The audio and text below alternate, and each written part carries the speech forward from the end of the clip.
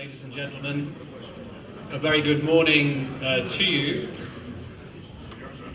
and welcome to the first panel discussion of today.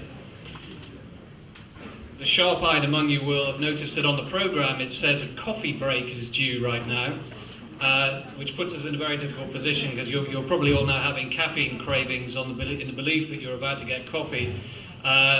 There will be coffee a little bit later on, but I hope that the discussion that we will be providing will be every bit as stimulating as that cup of coffee that you're thinking about.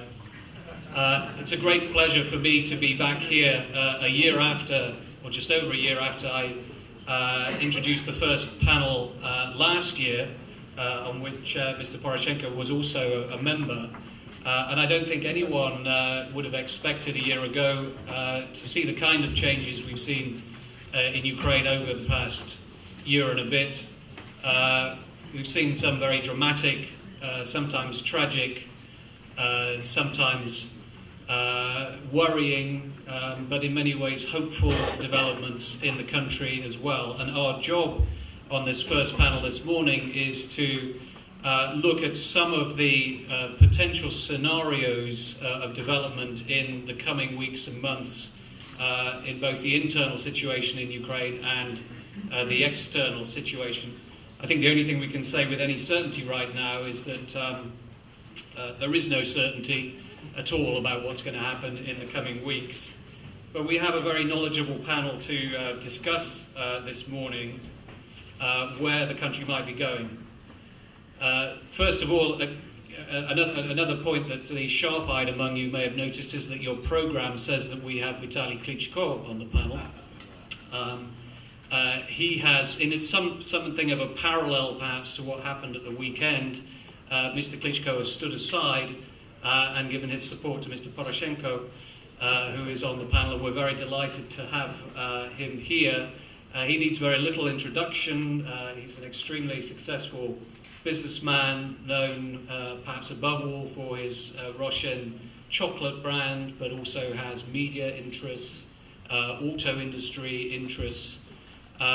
He has also been, as many of you will know, a very significant figure in recent months, an important presence on the Maidan as a supporter of the anti-government protests that took place there, an important physical presence on the square, and frequent speaker there on the stage in temperatures down to about minus 20 degrees, I think. And as many of you will know, he is currently the front runner in the polls for the May 25th presidential elections.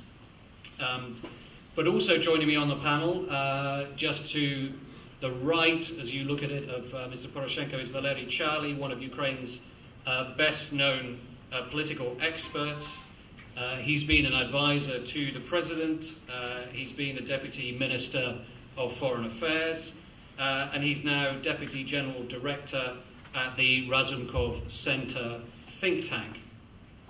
We also have, just to the left of Mr. Poroshenko, Katya Golchinskaya, who will be well known to many of you as a prominent and experienced journalist in Ukraine. She's deputy chief editor of the Kyiv Post, which has been a key source of information, not just for people here, but also internationally on developments in the last few months via its website.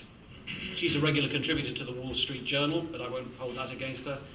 And she's currently regional editor for the Organised Crime and Corruption Reporting Project.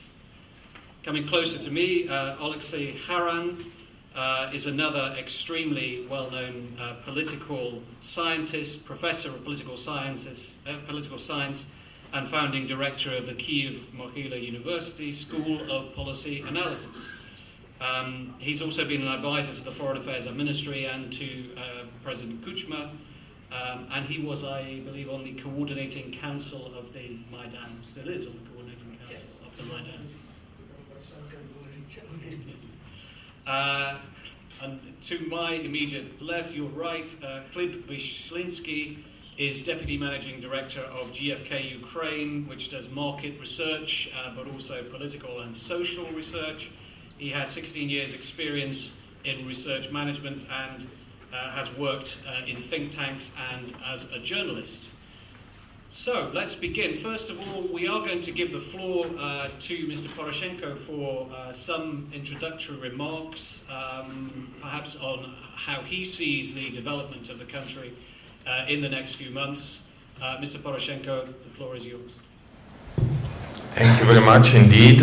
I want to introduce you to Neil Buckley, one of the best moderators, and it's very important for me and for all of us and for Ukraine to have this discussion. And first of all, I want to thank Dragon Capital for the multi-year support, very effective support of the investment climate. You play not less important role in fighting against criminal government and president before, delivering as a president of the European Business Association very straightforward signal about the problem Ukrainian economy has in the investment climate, in the economy, and thank you very much for this conference and for the invitation, all of us. My speech will not be very long because we have a very busy days, and, but it would be extremely important for me to have this opportunity and to meet with you. I don't see, Neil, any uncertainty in a very near future. I think we have much more certainty than before. We will certainly have free and fair election. We will certainly have the election on the 25th of May. Don't pay attention to any of our neighbors' recommendation to postpone, to make Ukraine weaker, because everything depends on Ukrainian people, not from advisor from abroad. We certainly have the democratically elected president, and this president bring Ukraine to the European Union, not only continuing the association agreement implementation process, but signing up DCFTA. That would be a very first step for the economic cooperation with the European Union and provide very effective negotiation to overcome Ukrainian fatigue, which does not exist anymore in neither in European Union nor in the United States, and most probably getting the membership perspective in the long term, as a part of the long-term strategy. So that's for sure. Top priority for the new president would be investment climate.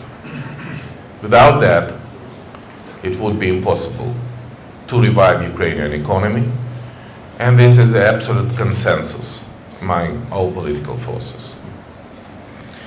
We have joint understanding what does it mean, the good investment climate. First of all, absolute zero tolerance to corruption. Unfortunately, we cannot say that after 40 days, which happened after the revolution, it's already happened in Ukraine. I cannot agree with Arseny that we don't need reloading. We need reloading of the government, we need reloading of the authorities, and without that, we don't have this investment climate we're all talking about. I'm absolutely sure that the new package of the reform, including the anti-corruption, create absolutely new opportunity for the business in Ukraine. And that's why it is tremendously important to have all of you here. Because for the strategy, we don't have any discussion inside the team. Even if this team have several presidential candidates, we still have some hopes that this campaign will be very well organized and effective, with no compromise. And the example of the Vitaly Klitschko, where first time in Ukrainian political history, two leading candidates on the presidential election demonstrate the unity. This is exactly a signal we need now for the whole country, the unity.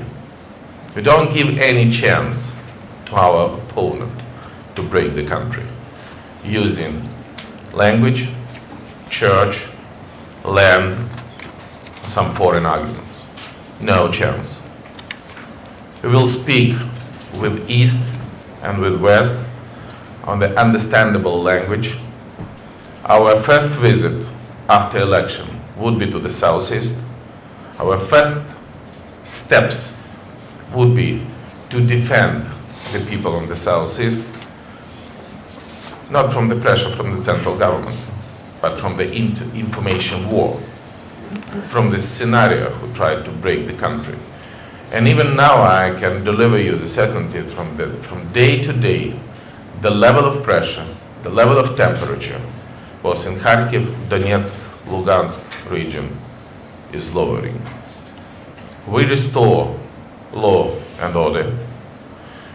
We defend the streets of Ukrainian cities from the violence by democratic way. And we guarantee that business feel themselves secure and reliable in very few weeks. We are decisive for doing that. All the problem we have before, when the presidential family decided who make business in Ukraine and who not, who receive the VAT, who not, who make the pressure from the law enforcement officials, and who will get the absolutely unexplainable benefits from the state, that facts not ever happen in Ukraine. We provide absolutely new energy policy, and you see how much time Prime Minister pay to this question. The tariffs, not for the householding, this is quite well discussed already, but the tariffs for the industrial would be marketing, and the level of these tariffs would be competitive with the European level, just wiping the corruption surplus which we have for the previous years. We think that all the investors should feel themselves absolutely comfortable in Ukraine, and I'm also support the idea that the key issue is just the first step of Ukrainian government would be signing up the memorandum with the IMF. Following of this, I'm completely sure that it will happen in a very near future, and immediately after we will have macro-financial support from the European Union. Immediately after we will have a special program from the International Financial Organization, and within next 55 days we don't need for immediate talks about the restructuring of Ukrainian sovereign and quasi-sovereign debt. Ukraine would be ready to pay all of this debt and all of this obligation because of the serious improvement of the situation in Ukrainian economy. So my main message to all of you, please, no uncertainty. We should cooperate in the very perspective, in the very safe place for business in Ukraine. Thank you.